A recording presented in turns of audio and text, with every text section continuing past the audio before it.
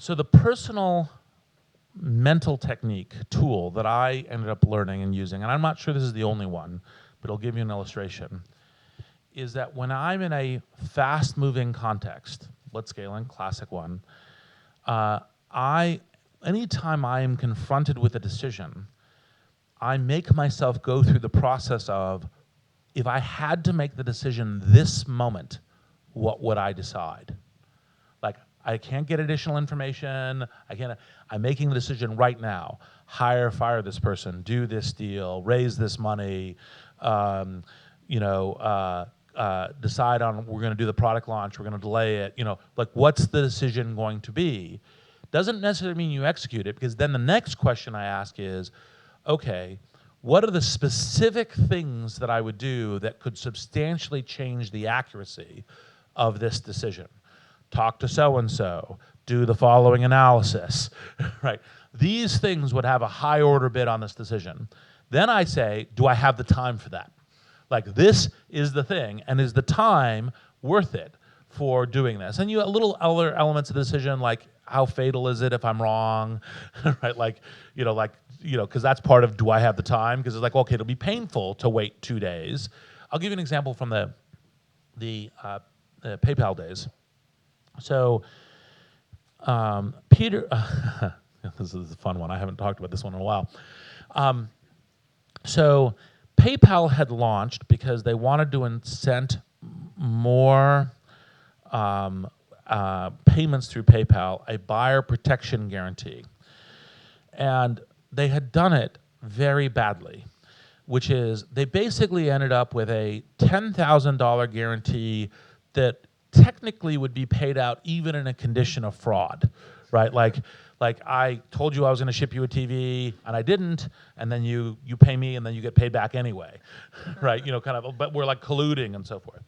So Peter came to me and said, we have to unwind this, and it's going to be a shitstorm because it's like, oh, we're unwinding our buyer protection guarantee. And I said, look, how much time can you give me, right? Like, what's the level of time that you can give me to fix this problem? And he said, okay, and he did kind of calculus and the cost, and he said, okay, you've got 3 days, right? Can you do something in 3 days? And I was like, I think I can, right? I will have a better solution to you within 2 days so we can implement it on day 3. And so I started doing war rooms. I had people working in several different rooms, was moving between them, ideating what we could do. And one of the functions that Luke Nozick did, because he was a super creative guy, one of the very earliest employees at PayPal, is, and my role was editor, not writer, because I was going around going, no, that idea won't work, no, that idea wouldn't work, no, that idea wouldn't work on that one. I walked in the room, Luke said, I got an idea. eBay has this eBay seller insurance, which has a process. What if we just doubled eBay insurance? So if you got eBay to say that you'd pay more, like they do the first 200 and we do the next 200. And what if we change the PayPal buyer protection guarantee to doubling the eBay insurance? And I went, that's the idea. We're going to do that. Because then the public story was not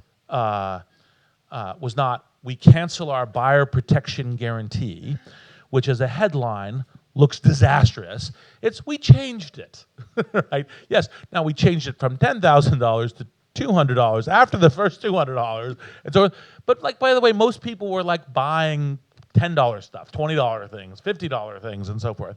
And so we did it, and there was no article. It just kept going, right? And so, but that was can I get a little bit of extra time and the decision within this framework.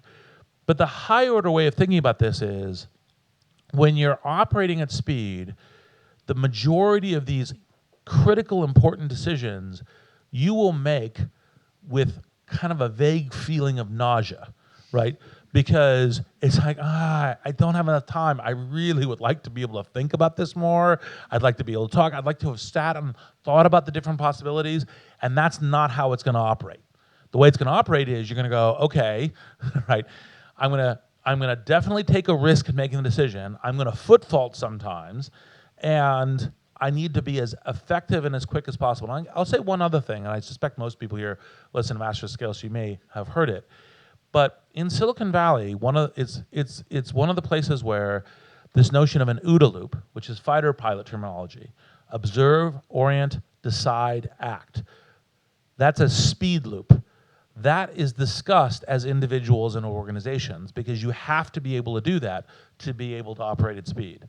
And so those are the kinds of things as ways of thinking about that to say, it's not how do you get comfortable, it's how do you execute it well with maybe being a little less uncomfortable.